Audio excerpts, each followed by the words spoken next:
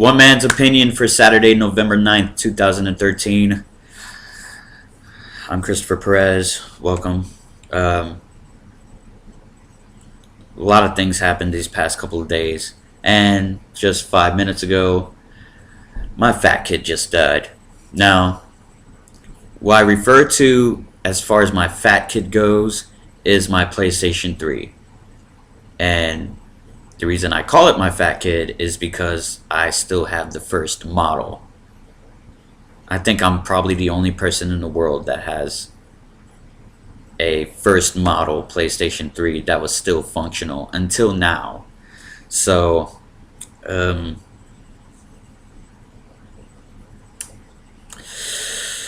to that. I think the hard drive burned out on it because it's not loading anything from the hard drive. It's not even reading it. So that sucks because I was almost done with my 30 years of WrestleMania option on WWE 2K14. And anybody that hasn't gotten the game, best wrestling game of the year, best roster ever. I don't know how you could even top anything since. I still consider Here Comes the Pain one of my best wrestling games I've ever played, but this one is far ranking towards it. And I was looking forward to the NWO downloadable content on Tuesday, and because my PlayStation 3 just died, I don't think that's gonna happen anytime soon. And so no Hulu watching or no Netflix watching. So that's gonna suck. But let's move on. As Andre Corbeil says, I digress. Let's go to some WWE news that's been weighing heavily on my mind and really pissing me off as of late.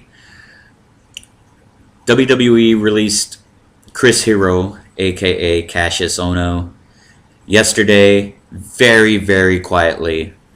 But the news broke late last night, like really late, as in midnight late over here in the Central Time Zone.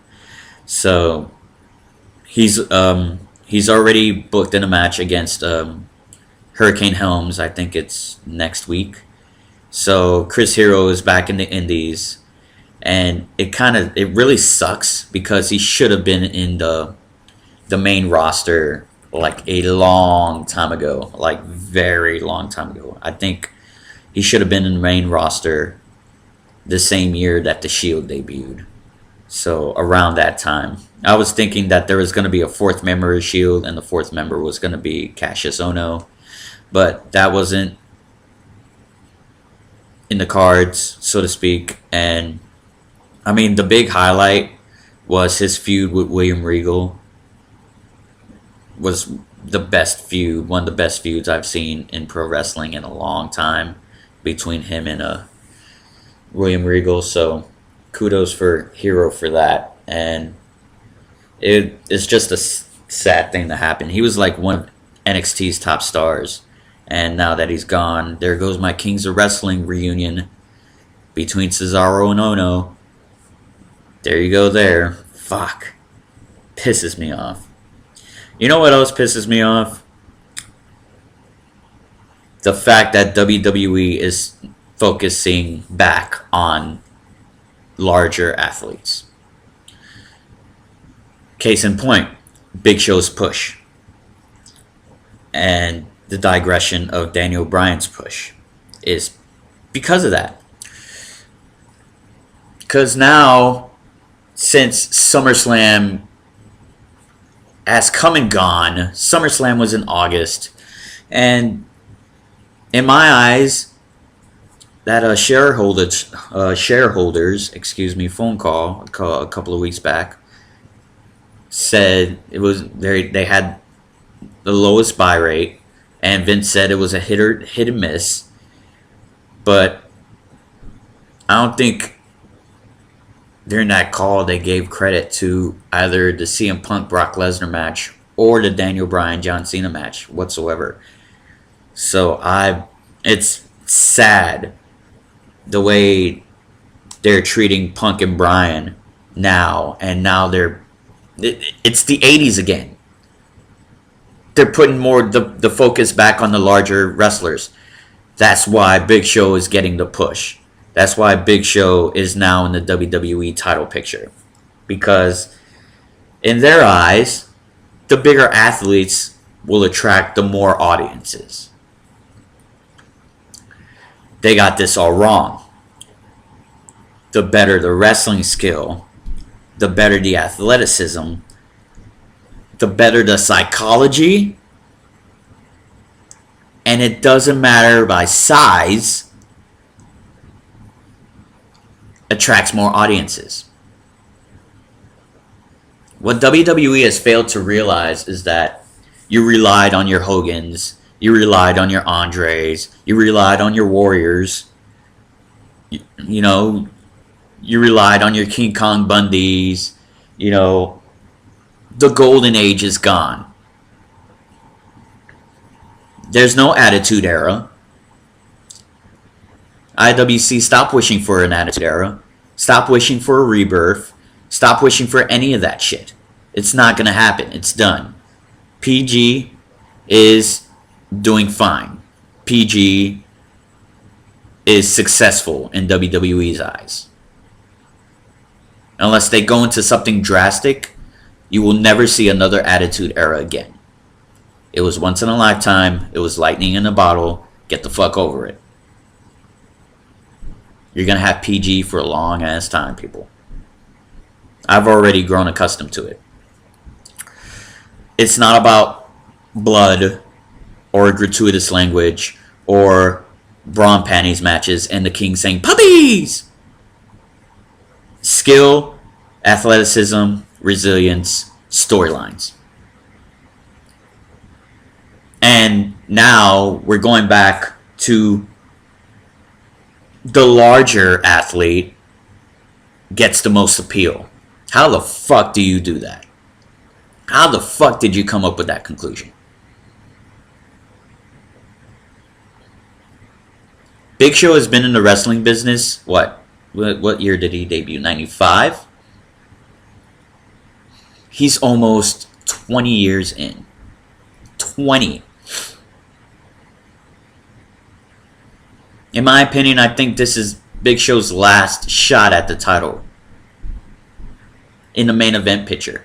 Who you gonna have? What big men you gonna have next? Great Khali? Is that why you have Great Khali fucking wrestling every Raw and SmackDown now? For the appeal of a big man in front of the audience? And you're pushing the Wyatt family now because those two are larger and Bryan and Punk are much smaller. So since you're focusing on the big men, let's just negate Daniel Bryan's big push in the last 3 months. And let's negate that CM Punk, who held the title for 400 plus days, gets thrown into basically a mid-card feud with the Wyatt family. Just so the Wyatt family could get the rub. I'm all for the future, but I'm all for the best wrestler gets the best appeal. Bryan, Punk, Ziggler. Hell, Big E Langston. I know he's big, but he has a shitload of skill.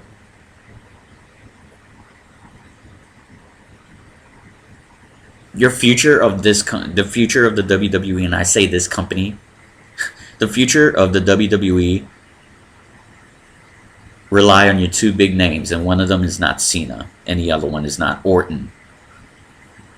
And the other one certainly as hell is not Triple H. CM Punk, Daniel Bryan.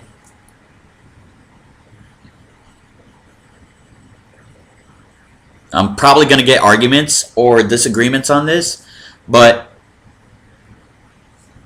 how did Jericho get over? How did Punk get over? How did Bryan get over? How did Edge get over? How did RVD get over? Those names, those three names, Jericho, Edge, and RVD, Triple H buried in a promo. But yet they got as over as he did.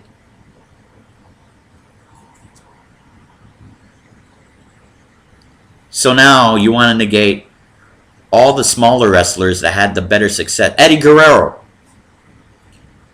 Eddie Guerrero beat Brock Lesnar for the WWE Championship, and he headlined. He didn't headline, but he was in a WWE title feud with Kurt Angle. Kurt Angle, not big. Olympic gold medalist. One of the best, if not the greatest, pro wrestlers in the last 20 years. And I'm confident in saying that. Did I say Big Show's heading his 20th? Big Show's heading into his 30th year wrestling. 30. So you want to negate all of that, put more focus on the larger athletes, and what are you going to have when Cena's gone? What are you going to have when Big Show's gone? What are you going to have when The Undertaker's gone? What are you going to have when Kane is gone? Now, let's not go to WWE's Joseph Park. I'll touch on that on a later time. But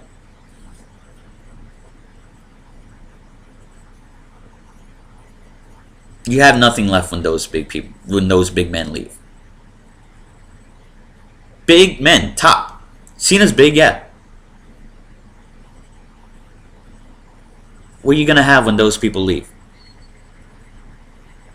You're still going to have the vanilla midgets. You're still going to have Punk. You're still going to have Bryan. You're still going to have Ziggler.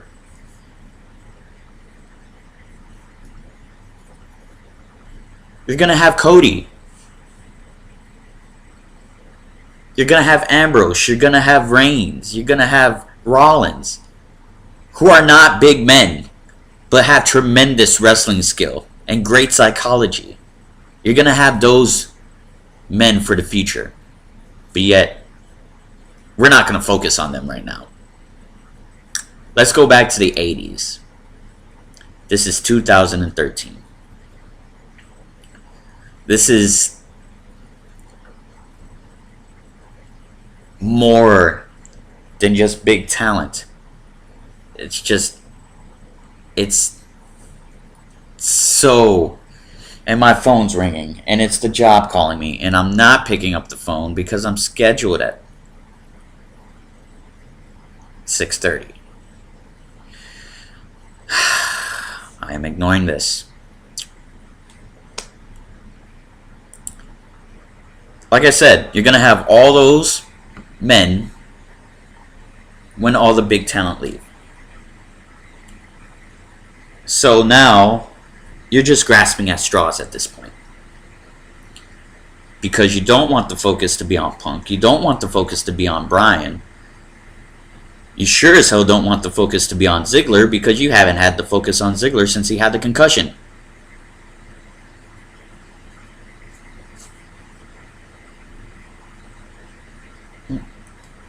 It just frustrates the shit out of me. All of it. Frustrates it. And now, WWE plans to try to go at Sting again when Sting's contract expires. And try to get at Goldberg.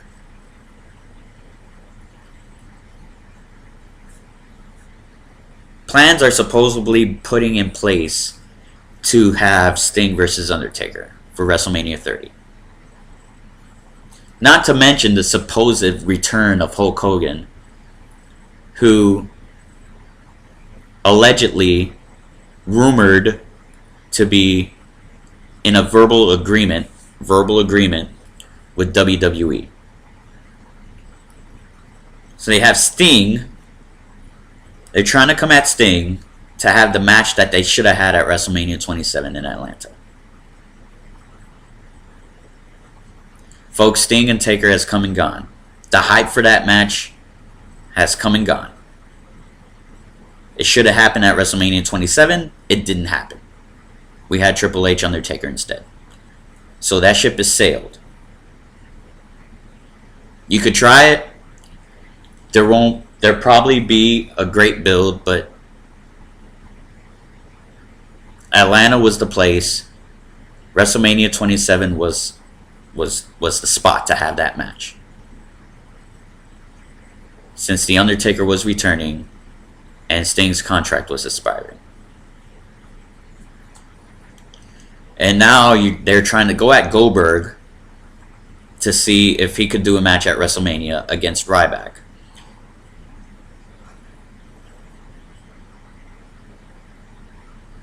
Now, there's a lot of shit going on. But, like I said, the thing that pisses me off the most is WWE's back in the 80s, trying to put their focus on big men.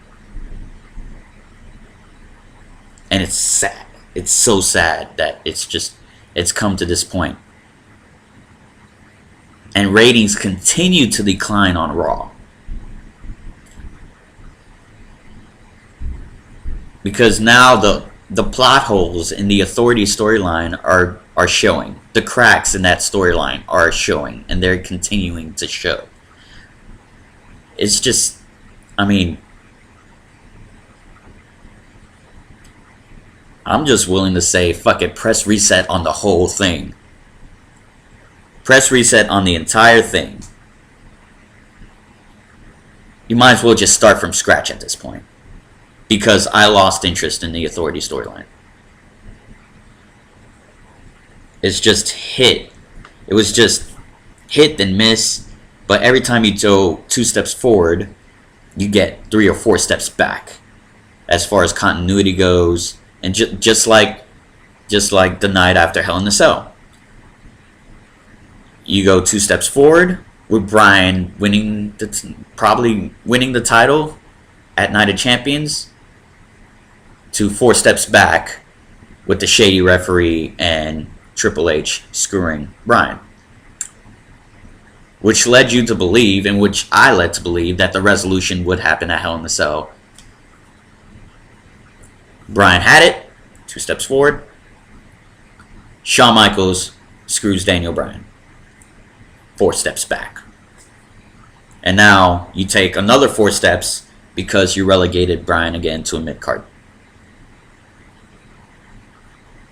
So who knows when Daniel Bryan will be back in the WWE title picture. And I don't know for Punk. Rumor is that Punk is supposedly gonna win the Royal Rumble. I don't know if I'm spoiling you or not. I really don't care at this point. But that's a plus. That's the only silver lining in this whole thing. Which should be Bryan winning the Royal Rumble. But let's not get into that. But like I said, the Sting Undertaker match, if Sting doesn't come through, they're going to have Undertaker and Brock Lesnar. Who knows, folks? I have no idea how this is going down. But I want to know your opinion on it. Comment. Leave something on my Twitter. Say what you feel. But right now, I'm beyond pissed at WWE right now. Trying to go back to stuff that they shouldn't do. You got to keep your focus on the future. But you can't do it when you're so stuck on the past. Alright, folks, that's it for me. I'll see you next time on another video with One Man's Opinion. Until then, y'all stay safe, take care, have a great Saturday, God bless.